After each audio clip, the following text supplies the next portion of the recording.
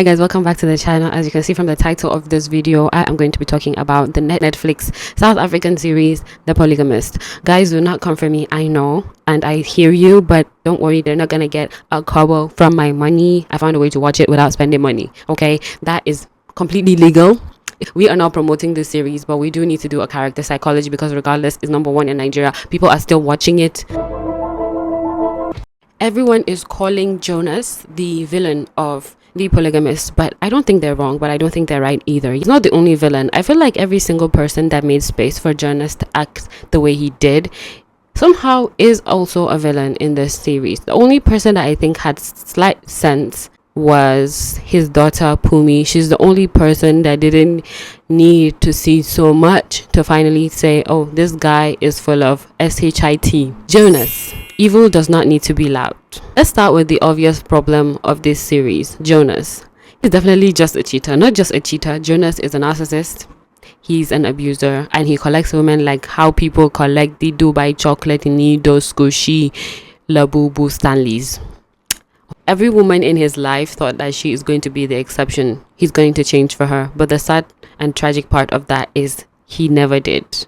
Because people do not change for others. They change for themselves when they want to. As the saying goes, you lose them how you get them. And that goes for Matiba and Lindani especially. You know guys, that is what makes Jonas so dangerous. He never promised them peace and loyalty. He only promised them potential. And they were kept hoping until his demise. Let's take a moment to praise the actor. I cannot pronounce South African names, so I will not even try to because I will butcher them, but he did a very good job because I genuinely disliked Jonasi from the depth of my soul.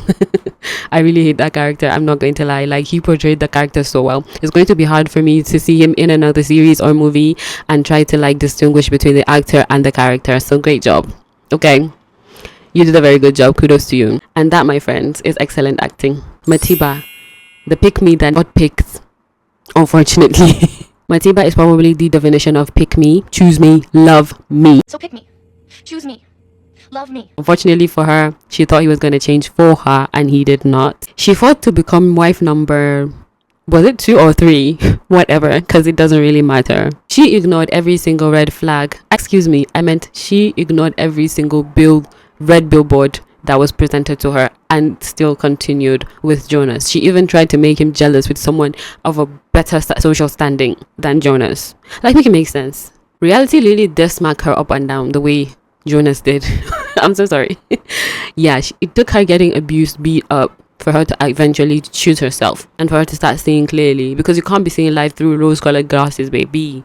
That's when shit starts to go left for a lot of people. I honestly hate how long it took for her to leave, but she did leave eventually, and it honestly frustrates me that she left without her twins because I feel like she should have taken them with her, but that's just my opinion. But then Joyce is a harmless person. She would never do anything to the children. Well, harmless to a degree, because she is the reason why Jonas decided to kick the bucket at the end of the series. So guys, if you don't want any spoilers, do not watch this video because there's going to be a lot of spoilers, because IDGAF, because South Africans don't like us. Sorry. Sometimes being late is still better than never leaving, so we forgive Matiba for that. Essie, building a man never guarantees a home. Essie is one of those characters that frustrated me the most in this series, but also kind of the characters that I'm like, oh, she's just going with the flow of things, but then always second place. Like, why would you genuinely put yourself in second place? Not because she loved Janasi for so many years and took all the BS from him, is because she invested in him financially. Like, guys, if there's one thing I would always tell my girlies is never in your life give a man money. Are you mad? Never do that. Don't give a man money. Like, what is wrong with you? Like, don't try it. Don't try it, because your healing go long. It will be broadcasted. Imagine financially building up a man for him to play in your face like that. That's crazy. She became the hidden wife. That's why I feel like he gave her like low self-esteem. Like, she couldn't confidently, speak to the other wives or like confront the other wives because she willingly placed herself in second place for so many years. So she learned to live like that. So when she was acting brand new, when during Jonas's funeral, it was already too late. People see her as beneath them because she is beneath them. She placed herself in that position. And the sad part about all of this is that she made her daughter play second fiddle to Joyce's kids as well. And that did cause a lot of things to go wrong in Sarah's head. Imagine financing your own heartbreak with your hands. Ah, too bad, babe. Too bad. Lindani, pretty and young doesn't protect you from bad decisions. I think Lindani is very young, and being pretty and young doesn't give you immunity not to take accountability. Because what she did that annoyed me is that she decided to betray her friend by sleeping with the friend's dad, which is crazy in itself.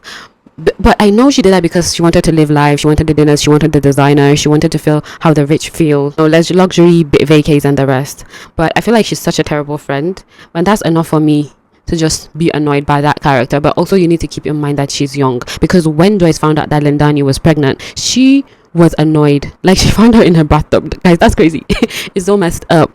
Like, when she found him, like, giving her a bath or whatever, like, she was like, that's your daughter. It's crazy and disgusting at the same time. But she didn't know any better, I guess, because she did grow up in poverty and she needed to make that bag. At least the only thing that she did that made sense to me is that at least she's smart enough to take her ARVs when he got her infected. She did not play about taking her medications. So that's on period.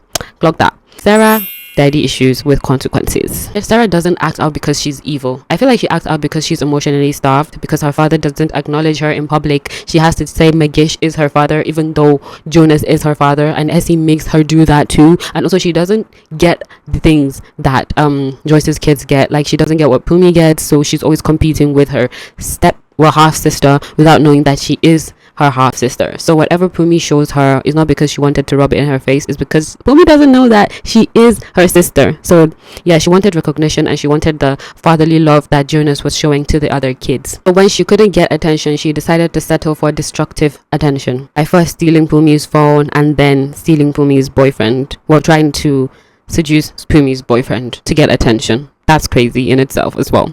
All these characters are messed up, guys. I don't know what to say.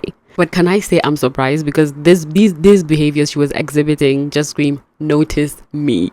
And that's so sad. Menzi, trauma doesn't automatically make you different. Menzi, from the first episode, I got odd vibes from him. He didn't seem like he was normal. It seemed like he was in his shell. It seemed like he had low self-esteem or self-worth. I don't know. He just seemed a little bit off. So Joyce told Jonas at the end on his deathbed that my son will never become you, or something like that. Nobody taught Menzi another version of being a man. Like, he has seen his dad mess up so many times, and the women in his life, well, everyone in his life forgiving him. So I feel like he's gonna take and follow those footsteps because he thinks he's the guy too. Like, he's gonna be that type of man because that's the role model that he's in close proximity with. He watched his father cheat. He had watched his mother forgive so many times. He watched all the women in Jonas's life stay. What did he learn? That there's no consequences, because consequences are temporary and don't have to change.